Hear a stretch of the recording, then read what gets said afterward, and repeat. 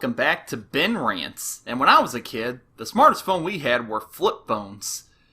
Woo boy! It feels good to be back. A lot has changed since your old daddy Ben went away. I finally got a new house. I started my career as an artist. And the Blues finally won the Stanley Cup. Woo! Wait, I ain't supposed to like sports. I mean, hockey. I hardly knew he. But the point is, I'm Ben T. Looney and I'm back to raise hell on media once again. This time, I'm gonna be more aggressive. More passionate. And unlike Disney, you won't see me remade in live action. I said I don't like sports! That being said, I'm still the same Ben T. Looney y'all remember. Still wearing this blue hoodie even though it's 100 degrees outside. If I start to slur my speech, don't worry, that's just dehydration. So, what better way to get back into the ranting game than with a Nicktoon that's getting a special on Netflix today? Rocko's Modern Life. So for those of you that didn't grow up with Nickelodeon in the 90s, I pity you. This show is a show created by Joe Murray about an Australian kangaroo. What? He's a wallaby? What the hell's a wallaby? Yeah, like I said, kangaroo, who lives with his dog Spunky and constantly gets wrapped up in wacky shenanigans with his best friends, Heifer and Filbert. Now, y'all who obsessed over me might remember when I actually addressed this show in one of my classic cartoons I hate videos. I said I wasn't a big fan of it. Well, one thing about me, folks. I used to be a compulsive liar. I missed my calling as a politician. The truth is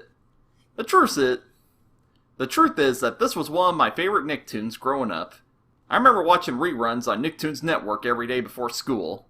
I guess I got bored with it, cause, like a lot of old shows I constantly watch reruns of, when you see the same episodes over and over again, you tend to get kinda tired of them, and even resent them for a while. Sad but true. Upon watching some old episodes again recently, I'm surprised how well the show still holds up. In fact, it's one of those cartoons that gets better with age, cause you can relate to all the crap Rocko goes through. Gotta say, one of my favorite episodes is Spitballs. These writers knew what they were doing, cause they got everything right about going to a baseball game. The scalpers, the bad seats, and everybody hating the mascots. Damn mascots. They ruin furries. I have to say my favorite character in the show is Filbert, cause I just love how he can go from quiet and anxious to angry and demanding in one swoop. And I also like Ed Bighead, who can go from quiet to loud with these! It really had an impact on my delivery! As you can see!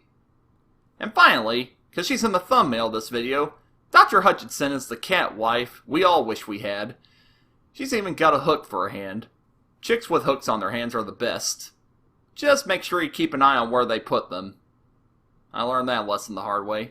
People say some of the highlights of this show were all the adult jokes that somehow got past Nickelodeon censors.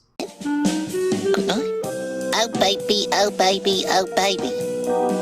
Rocko! Mrs. Bighead? Yeah, I know, very subtle, but they're there if you take a look. Of course, you can't talk about this show and not talk about the best episode, Wacky Deli.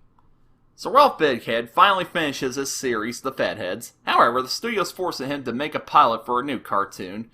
So, he gets the help of Rocko, Heifer, and Filbert to make one. Of course, they botch it. But becomes a cultural phenomenon, and no matter how many times Ralph tries to ruin the show, people continue to love it.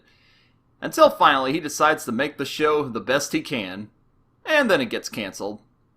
But this works because he can finally work on his masterpiece, the world's largest still life. Only for the one person to run into him to ask, "That's great and all, but have you seen Wacky Deli?" Now, if that don't sum up what it's like being an artist, I don't know what does. Nobody appreciates good art anymore.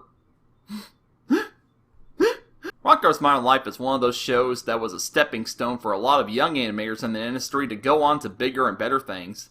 Dan Povenmire and Jeff Swampy Marsh went on to create Phineas and Ferb and Milo's Murphy's Law. Martin Olson went on to write for Phineas and Ferb and Adventure Time. Tim Hill went on to write for SpongeBob and even directed My Brain Damage. And Steven Hillenburg. Hell, y'all know who he is. Rest in peace. And Chris Savino, who also worked on the show. Whatever happened to that guy? Oh no. With fans hankering for some kind of Rocko reunion after all these years, Netflix finally came in and premiered Static Cling today. I would love to watch it, but I can't get my Netflix to work. Why is this so popular again? Well, if you guys see the special, can you let me know how it is? And possibly animate the whole thing for me? I'll pay ya. In exposure. Rocko's Modern Life is a cartoon that's definitely one of Nick's best of all time. It set the network apart as the channel that made cartoons wacky enough for kids, but subtle and mature enough for adults. A show that laid the groundwork for the show that would define the network for years to come. It's still a funny show that I look back fondly on, and still gets laughs out of me. I've been T. Looney, and I'm gonna go troubleshoot this Netflix issue.